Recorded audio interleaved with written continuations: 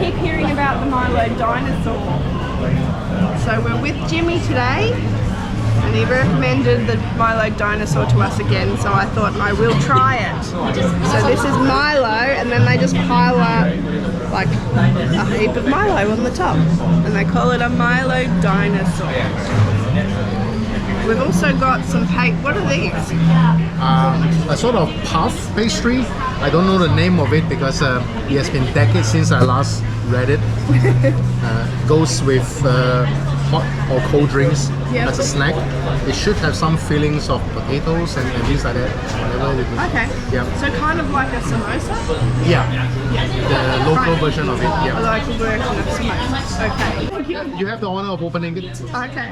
So I'm just gonna tear it in half. Whoa, yeah. So oh yes, so it's got potato. Potato? Potato in there and some spices and a very kind of crunchy, crispy outside.